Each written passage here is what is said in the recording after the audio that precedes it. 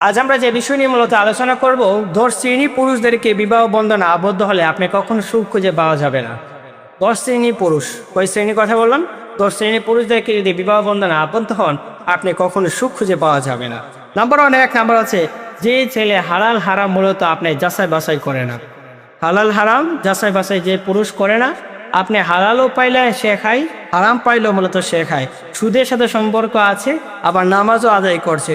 ঘুষের সাথে সম্পর্ক আছে, নামাজও আদায় করছে।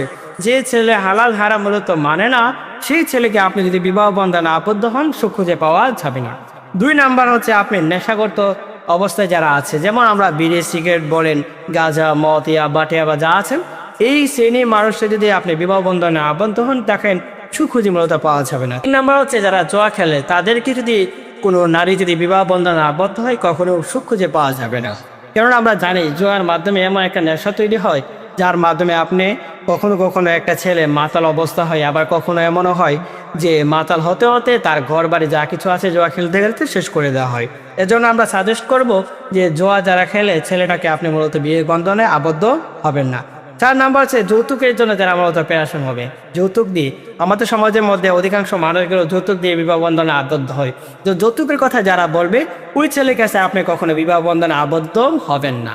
অভিভাবকদেরকে বলবো আমরা, যে ছেলে যৌতুকের জন্য প্রেশন হবে, তাদের কাছে আপনার কন্যাকে মূলত দিবেন না। রাসূল সাল্লাল্লাহু আলাইহি ওয়াসাল্লাম হাদিসের মধ্যে বলেন, আপনার কন্যা সন্তানকে যদি আপনি দিনদারিত্ব করতে পারে এবং একটা দিনদার ছেলের কাছে যদি আপনি স্থানান্তর করতে পারেন, বিবাহ বন্ধনে আবদ্ধ করাতে পারেন, রাসূল সাল্লাল্লাহু আলাইহি ওয়াসাল্লাম বলেন ওই পুরুষকে আল্লাহ রাব্বুল আলামিন জান্নাতে নিয়ে যাবেন এবং রাসূল সাল্লাল্লাহু আলাইহি ওয়াসাল্লাম জিম্মাদার হয়ে যাবেন।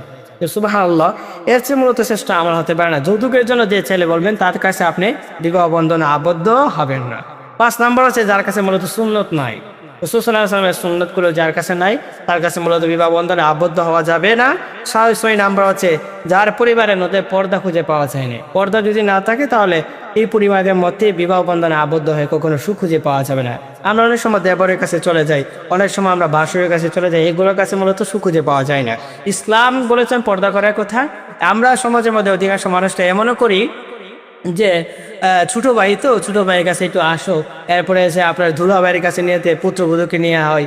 তো এইগুলো করা ইসলামের বিধান নয়। ইসলাম বলেছেন পর্দা করা। ইসলামের পর্দার উপর আপনার সমাজ পরিচালনা করতে হবে, ঘর পরিবার পরিচালনা করতে হবে এবং সংসার জীবনটা আপনার পরিচালনা করতে হবে।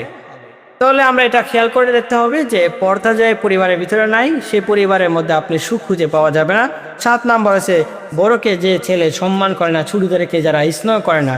বড়দেরকে সম্মান করতে হবে, ছোটদেরকে স্নেহ করতে হবে। রাসূল সাল্লাল্লাহু আলাইহি ওয়াসাল্লামের একটা হাদিস আছে যে বড়দেরকে সম্মান করা, ছোটদেরকে স্নেহ করা, তারা রাসূল সাল্লাল্লাহু আলাইহি ওয়াসাল্লামের সুন্নতের আমল করতে পারবে।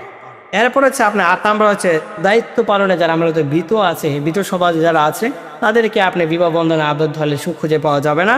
এরপর নয় নাম্বার হচ্ছে যে ছেলের বাবা মা খেতে মূলত ইহসান করে না, দয়া করে না, মায়া করে না, ওই ছেলের প্রতি আপনি বিবাহ বন্ধনে আবদ্ধ হলে সুখ খুঁজে পাওয়া যাবে না।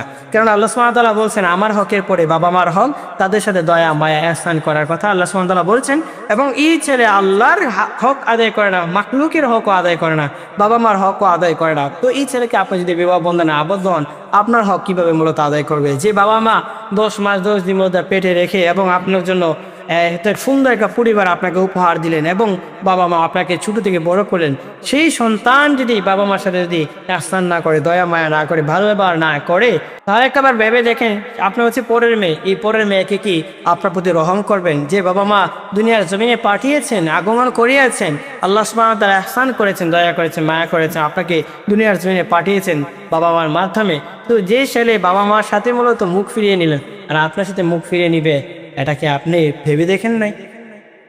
এরপরে আসুন আমরা 10 নম্বরে বলবো, যে ছেলে রাগী থাকে, রাগ অভিমান যার ভিতরে থাকে, ওই ছেলেকে আপনি বিবাহ বন্ধনে আবদ্ধ হলে সুখ খুঁজে মূলত পাওয়া যাবে না। এই 10 শ্রেণীর ছেলেকে আমরা একটু জাস্টিফাই করে বিবাহ বন্ধনে আবদ্ধ হবো ইনশাআল্লাহ। আল্লাহ রাব্বুল আলামিন আমাদেরকে উত্তম বিনিময় দান করুক দুনিয়া এবং আখিরাতে। আসসালামু আলাইকুম ওয়া রাহমাতুল্লাহি ওয়া বারাকাতুহু।